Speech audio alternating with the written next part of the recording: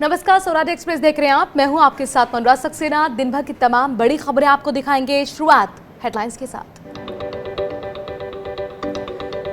20 लाख करोड़ की आर्थिक पैकेज का वित्त मंत्री ने दिया ब्रेकअप। एमएसएमई सेक्टर को 3 लाख करोड़ का लोन, निर्माण कंपनियों को प्रोजेक्ट पूरा करने के लिए 6 महीने की छूट।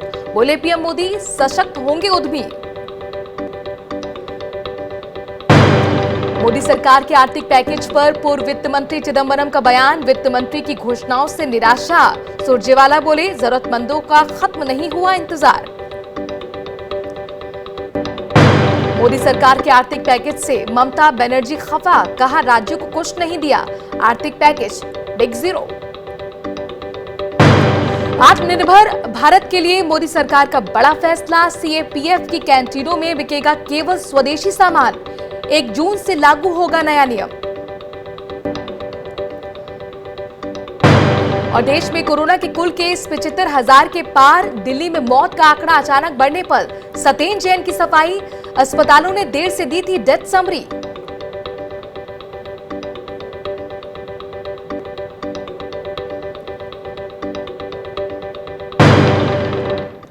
और बात सबसे पहले महत्वपूर्ण खबर की करते हैं। मंगलवार को पीएम मोदी ने जिस 20 लाख करोड़ के आर्थिक पैकेज का ऐलान किया था, उसका ब्रेकअप बुधवार को वित्त मंत्री निर्मला सीतारमण ने दे दिया। उन्होंने बताया कि आत्मनिर्भर भारत के लिए 20 लाख करोड़ के विशेष पैकेज के तहत किस सेक्टर को कितना पैसा दिया जाएगा। सरकार ने MSMEs, NBFC, MFI, discom, real estate, tax payers और कॉन्ट्रैक्टर्स को राहत देने के लिए 15 घोषणाएं की। एमएसएमईज को 3 लाख करोड़ का लोन दिया जाएगा। इससे 45 लाख उद्योगों को फायदा होगा। पीएफ में सरकार भी अपना योगदान देगी। इसके करीब 70.22 लाख कर्मचारियों को फायदा होगा। इसके अलावा टीडीएस की दरों में 25% तक की कटौती मार्च 2021 तक की जाएगी। इससे 55,000 करोड़ रुपए का फायदा होगा। आयकर रिटर्न्स की तारीख भी 31 जुलाई से बढ़ाकर 30 नवंबर कर दी गई है। टैक्स ऑडिट की डेट भी अब 30 सितंबर की जगह 31 अक्टूबर कर दी गई है।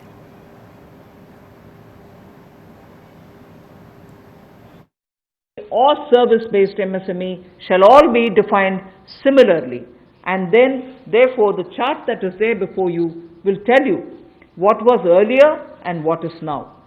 What was earlier defined with an investment of 25 lakh as micro unit will now have investment allowed till 1 crore. So they'll still be called a micro unit even if the investment is up to 1 crore. Now in that, service investments of 10 lakhs were called as micro earlier. Now because the distinction is removed, service also will have the benefit of being called a micro unit even if the investment is 1 crore. Collateral free automatic loan 3 lakh crore रुपए का मध्यम, सूक्ष्म, लघु, कुटीर और गृह उद्योग को मिलेगा। इसमें किसी को अपनी ओर से कोई गारंटी, कोई कोलेटरल की आवश्यकता नहीं है। समय सीमा भी 4 वर्ष की होगी और पहले 12 महीने यानी कि पहला 1 वर्ष उनको प्रिंसिपल रीपेमेंट नहीं करना पड़ेगा, इनके मूलधन का चुकाना नहीं पड़ेगा, मूलधन को नहीं चुकाना पड़ेगा और 12 महीने की इस पे छूट रहेगी। All Government of India agencies such as the railways, road transport, highways, CPW, etc. will now give 6 months extension without any cost to the contractors, so that extension should cover construction work or goods and services contracts that they have with central government agencies.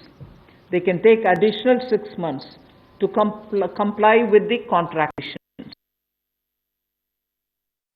Then the due date of all income tax returns for the year 2019-2020 are now being extended from 31st July 2020 and 31st October 2020 to 30th November 2020, and tax audits from 30 September 2020 is being changed to 31st 2020.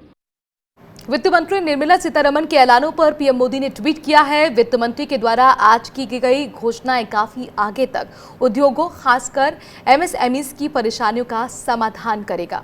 उठाए गए कदमों से liquidity बढ़ेगी, उद्यमी सशक्त होंगे और उनकी प्रतिस्पर्धी भावना भी बढ़ेगी। केंद्रीय सूक्ष्म, लघु और मध्यम उद्योग मंत्री नितिन गडकरी ने प्रधानमंत्री नरेंद्र मोदी की ओर से घोषित किए गए आर्थिक पैकेज की सराहना करते हुए कहा कि यह देश को एक उत्कृष्ट आर्थिक शक्ति के रूप में उभरने में मदद करेगा। गडकरी ने कहा कि लगभग 11 करोड़ कर्मचारियों को इस पैकेज के जरिए राहत दी गई है, जो राष्ट्र को एक बड़ी आर्थिक शक्ति बनने की ओर अग्रसर करेगा। उन्होंने कहा कि देश लघु उद्योगों, कुटीर उद्योगों और ग्रामीण उद्योगों के लिए घोषित इस पैकेज को कभी नहीं भूलेगा। विशेष रूप से एमएसएमई, कुटीर उद्योग और लघु उद्योग के बारे में जिस बातों की हमारी अपेक्षा थी वो उन्होंने पूरी करके दी है। और एक आत्मनिर्भर हिंदुस्तान हो, और हमारे हिंदुस्तान में टेक्नोलॉजी है, रिसोर्सेस है, इसके साथ साथ हमारे देश में रॉ मटेरियल अवेलेबल है और हम ग्लोबल इकोनॉमी में एक सुपर इकोनॉमिक पावर बना सकते हैं। ये प्रधानमंत्री जी का सपना है। वहीं पूर्व वित्त मंत्री पी चिदम्बरम ने राहत पैकेज को लेकर केंद्र पर निशाना साधा है। उन्होंने कहा कि वित्त मंत्री निर्मला सीतारमण ने जो कुछ कहा उसमें लाखों गरीबों, प्रवासी मजदूरों के लिए कुछ नहीं है जो पैदल चलकर अपने घर जा रहे हैं। उन्होंने कहा कि ये हर दिन कड़ी मेहनत करने वालों पर कुठाराघात है। उन्होंने एमएसएमई सेक्टर को भी कम फंड देने की बात कही। There is nothing, absolutely nothing in what the finance minister said today for the lakhs of poor, hungry and devastated migrant workers who have walked, and many thousands are still walking back to their home states. This is a cruel blow dealt to those who toil every day. There is also nothing, absolutely nothing, by way of cash transfer to the bottom half of the population, 13 crore families who've been pushed into destitution, do not amount to fiscal measures of support, and nowhere in the world are they included or counted in a fiscal stimulus package. Where is the rest of the rupees 16.4 lakh crore? Government is a prisoner of its own ignorance and fears. The government must spend more, but it is not willing to do so. The government must borrow more, but it is not willing to do so. The government must allow states to borrow more and spend more, but it is not willing to do so. Except for the modest MSME package, we are disappointed with today's announcements. वहीं पश्चिम बंगाल की मुख्यमंत्री ममता बनर्जी ने PM Modi के आर्थिक package को देश की जनता के साथ धोखा बताया है। उन्होंने कहा कि ये बिग जीरो है। ममता बनर्जी ने कहा कि लोगों को उम्मीद थी कि प्रधानमंत्री देशवासियों को कुछ देंगे, लेकिन वो छल गए, उन्हें कुछ नहीं मिला है। ममता बनर्जी ने 20 लाख के आर्थिक पैकेज को छलावा बताते हुए कहा कि मोदी को किसानों का कर्ज माफ करना चाहिए था, जैसा कि पूर्व प्रधानमंत्री मनमोहन सिंह ने किया था। उन्होंने कहा कि इस पैकेज में राज्यों को कुछ नहीं मिला है। केंद्र की जिम्मेदारी है कि वो राज्यों की देखभाल करे, उनका ख्याल रखे। उन्होंने सवाल पूछा कि आखिर राज्यों का खर्चा कैसे चलेगा? राज्य आर्थिक तंगी की वजह से अपने कर्मचारियों को सैलरी नहीं दे पा रहे हैं।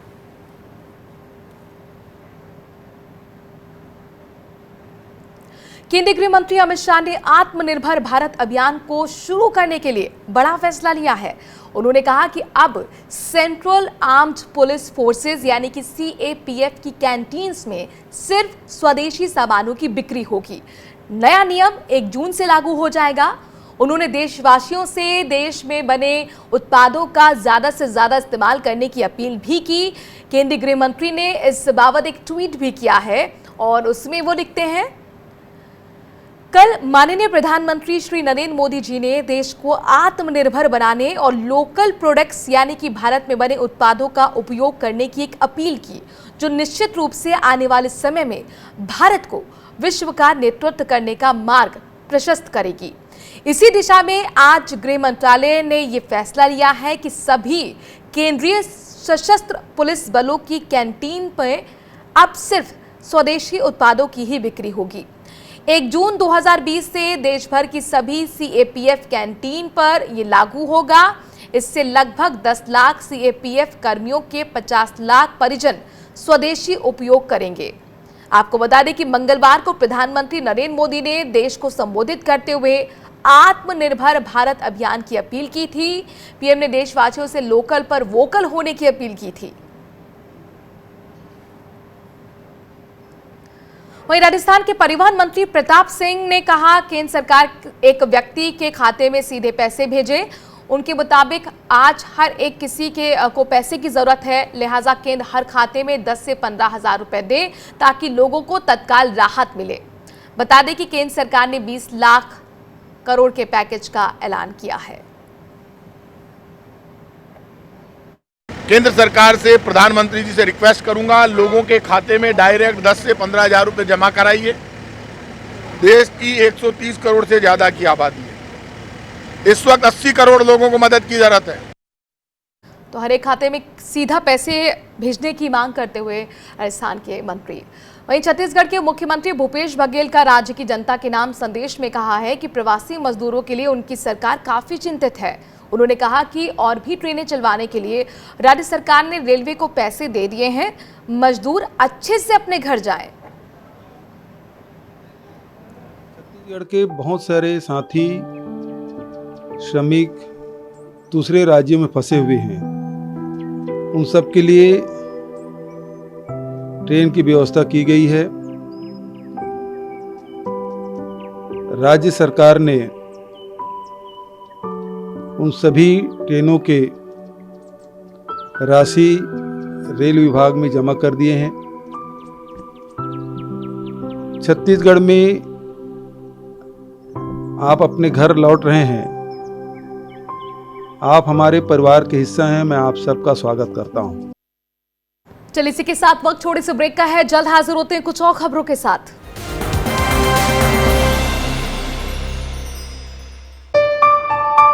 चलो इतिहास के कुछ पन्ने पलटते हैं,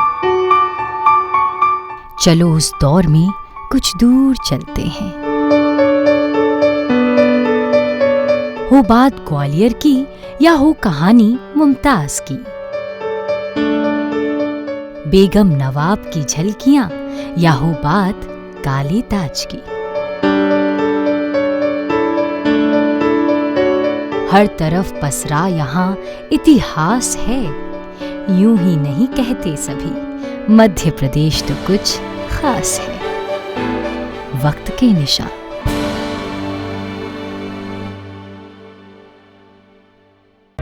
सपने सच तब होंगे जब आप सपने दिखना शुरू करेंगे। ये शब्द हैं उस शख्सियत के जिसके सपनों ने दी इस देश को एक नई उड़ान, डॉक्टर APJ अब्दुल कलाम।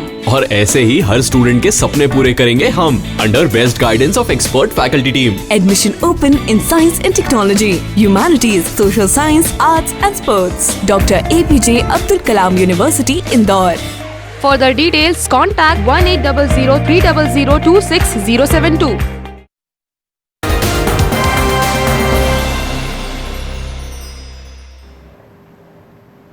दिल्ली में लगातार कोरोना के मामले बढ़ते जा रहे हैं। दिल्ली के स्वास्थ्य मंत्री के मुताबिक बीते 24 घंटे में कोरोना के 359 नए मामले सामने आए हैं। वहीं 20 मौतें हो चुकी हैं। दिल्ली में अब तक 106 लोग अपनी जान गंवा चुके हैं। वहीं संक्रमित लोगों की तादाद बढ़कर 7,998 हो गई है। 7998 7998 केसेस हो गए हैं।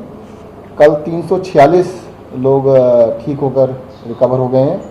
तो कुल मिलाकर 2858 लोग दिल्ली में रिकवर हो चुके हैं।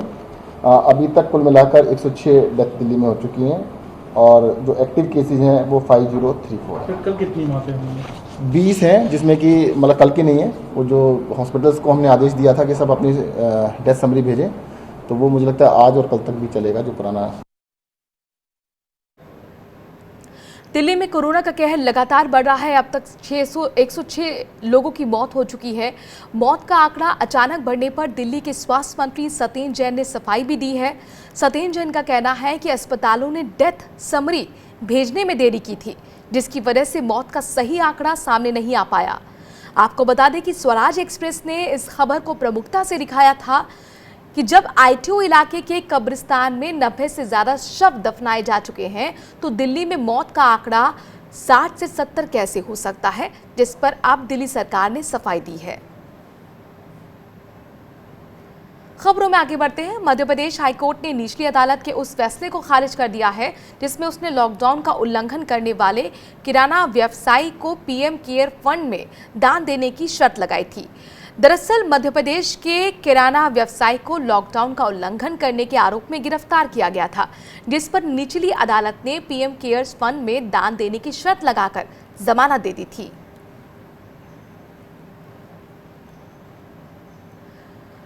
और फोन पर सुप्रीम कोर्ट के अधिवक्ता एहताश हाशमी हमारे साथ जुड़ गए हैं। एहताश हाशमी जी, जो फैसला हाईकोर्ट का आया है निचली अदालत को पलटने का, इसे किस तरह से आप देख रहे हैं? जी देखिए, एज ए लॉयर मैं आपको ये बताना चाहता हूँ कि जिस तरह की कंडीशन लोअर कोर्ट ने इम्पोज करी थी कि पीएम केयर फंड में आपको एक अमाउंट डिपॉजिट करना है, तब आपको उस कंडीशन में बेल मिलेगी। ये हिंदुस्तान का कानून इस तरह बेल ऑर्डर्स और बेल कंडीशन परमिट नहीं करता है। तो मुझे ये लगता है, मेरा ये मानना है कि अकॉर्डिंग टू लॉ जज साहब ने ये जो ऑर्डर पास किया ये गैर कानूनी था और कोर्ट ने फिर ओवरटर्न किया, उसको ओवर रूल करके उसको सेटिस्फाइड किया है। तो मुझे लगता है कोर्ट ने बेटर विजडम और बेटर लीगल सेंस अप्लाई करते हुए लोअर कोर्ट का ऑर्डर खारिज किया है। और एक और बात को आपसे कहना है कि जो भी जजेस अपने किसी भी वजह से वो इस तरह के अगर ऑर्डर दे रहे हैं तो उन्हें थोड़ा सा और सोचने की और समझने की आवश्यकता जी। और जिस तरह से निचली अदालत का ये जो फैसला था पीएम केयर फंड में दान देने का जो एक कंडीशन लगाई थी, वो जाहिर तौर पर कानून के दायरे में नहीं आई थी। सोशल मीडिया पर भी कई तरह की प्रतिक्रिया इस पर आई थी और इसको लेकर अब हाईकोर्ट ने बड़ा फैसला दिया है। निचली अदालत के फैसले को पूरी तरह से पलट दिया है। शुक्रिया हमसे जुड़ने के लिए। कर्नाटक में कोरोना के 26 नए मामले सामने आए हैं। कर्नाटक के स्वास्थ्य विभाग के मुताबिक राज्य में बीते 24 घंटे में कोरोना के मामले बढ़कर 951 हो चुके हैं। वहीं राज्य में अब तक कोरोना के चलते 32 लोग अपनी जान गंवा चुके हैं। वहीं आंध्र प्रदेश में भी बीते 24 घंटे में कोरोना के मामलों में बढ़ोतरी हुई है। आंध्र प्रदेश में 38 नए मामले सामने आए हैं। राज्य में कुल मामलों की जो संख्या है वो 2137 हो चुकी है। राज्य में कोरोना के चलते 47 लोगों ने अपनी जान गंवाई है।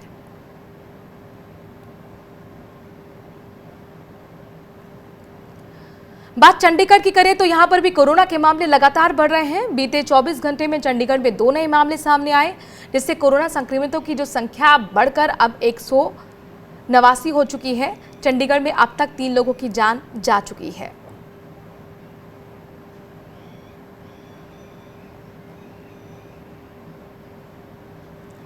मुंबई से बड़े पैमाने पर मजदूर अपने घरों की तरफ लौट रहे हैं। इनका कहना है कि उन्हें खाने पीने की दिक्कतें पेश आ रही हैं। उस पर काम और मजदूरी मिलने के भी नज़दीक में आसार नजर नहीं आ रहे, जिसके चलते उन्हें जो साधन मिल रहा है उससे ही वो गांव की तरफ लौट रहे हैं। मुंबई नासिक हाईवे पर भी बड़ी तादाद में यूपी बिहार जाने वाले मजदूर ट्रक में जाते हुए नजर आए। हालांकि बड़ी तादाद में ऐसे लोग भी हैं जो पैदल ही गाँव को चल पड़े हैं।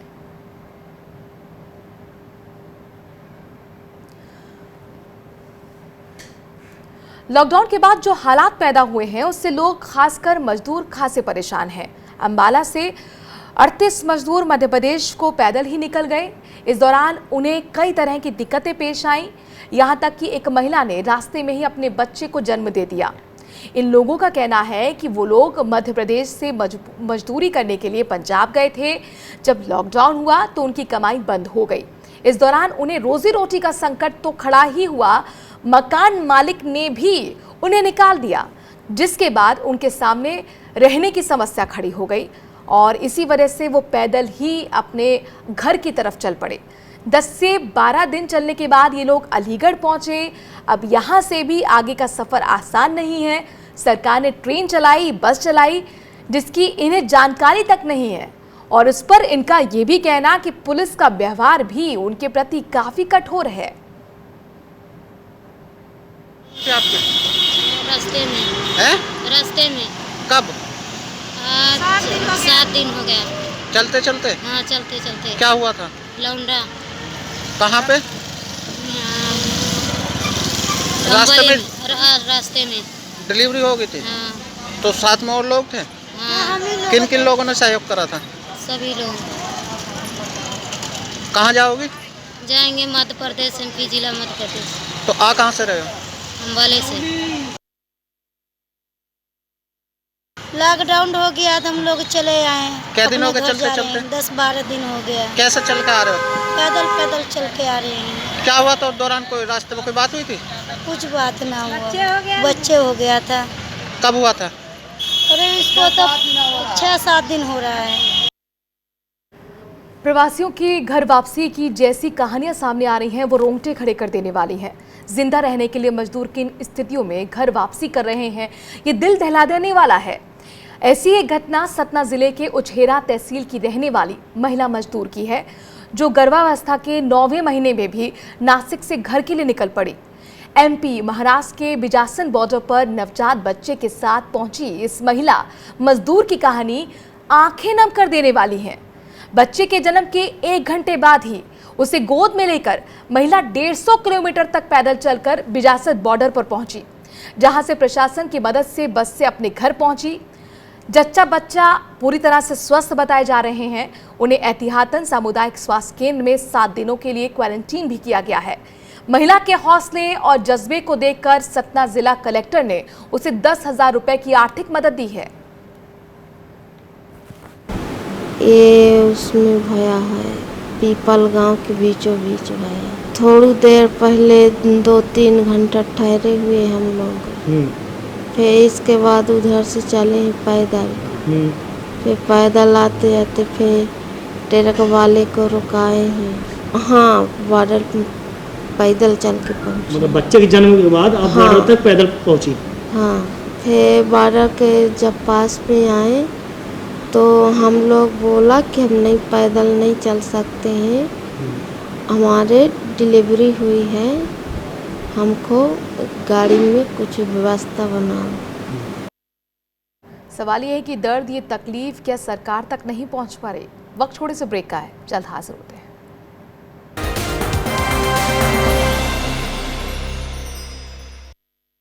स्ट्रीम कोई भी हो, best career option lush green क्या ओपन फॉर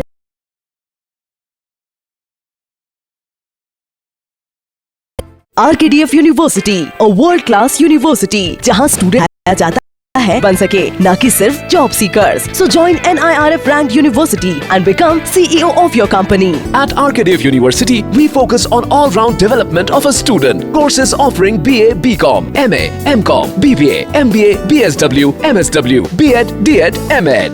गए हैं, जिसमें से 1,300 छात्र पहुंचे हैं। इन छात्रों की थर्मल स्क्रीनिंग भी की गई। जो सामान उनके पास था उनको सैनिटाइज किया गया, जिसके बाद उन्हें बसों में बैठाकर घर के लिए भेज दिया गया। यात्रा के दौरान छात्रों के पानी की, नाश्ते की भी व्यवस्था का कहना है कि वहां सब्जियां तक उड़ गई। सागर के ASP प्रवीण भूरिया ने कहा कि ये आयोजकों की बड़ी लापरवाही का मामला है। आयोजकों ने सोशल डिस्टेंसिंग और धारा 144 का उल्लंघन किया है, उनके खिलाफ कार्रवाई की जाएगी।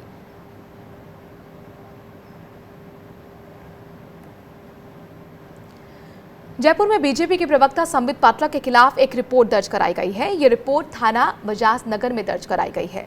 राजस्थान प्रदेश कांग्रेस के सचिव जसवंत गुर्जर के मुताबिक संबित पात्रा ने 9 मई को एक ट्वीट किया था, जिसमें पूर्व प्रधानमंत्री जवाहरलाल नेहरू और पूर्व PM राजीव गांधी के लिए टिप्पणियां की गई थी और उनकी फोटोशॉप कर उसका गलत इस्तेमाल किया गया था। जसवंत गुर्जर के मुताबिक संबित पात्रा लगातार ट्वीट कर छवि खराब करने का काम कर रहे हैं, जो समाज के हित में नहीं है। बीजेपी के राष्ट्रीय पदाधिकारी डॉक्टर संबित पात्रा के खिलाफ आज जयपुर के बजाज नगर थाने के अंदर एक FIR दी गई है, पुलिस रिपोर्ट दी गई है, जिसके अंदर पुलिस से मांग की गई है कि 9 मई को उनके किए गए ट्वीट, जिसके अंदर उन्होंने भारत के महान नेताओं स्वर्गीय श्री पंडित जवाहरलाल नेहरू और राजीव गांधी के लिए बहुत ही घिनौनी टिप्पणी की है। उन्होंने उनके ऊपर मनगढ़ंत आरोप लगाए हैं। है ना, उन आरोपों को लेके, वो मनगढ़ंत टिप्पणियों को लेके, साथ ही उन्होंने फोटोशॉप के माध्यम से उनकी फ़ोटो का मिसयूज किया है, उसको लेके आज बजाजनगर थाने के अंदर एक रिपोर्ट दी गई और पुलिस से मांग की गई कि ऐसे व्यक्ति के खिलाफ कड़ी कानून की कड़ी धाराओं के तहत इनके कार्रवाई की जाए। और इसी के साथ वक्त छोड़े से ब्रेक का है, खबरों का सिलसिला जारी है स्वराज एक्सप्रेस पर।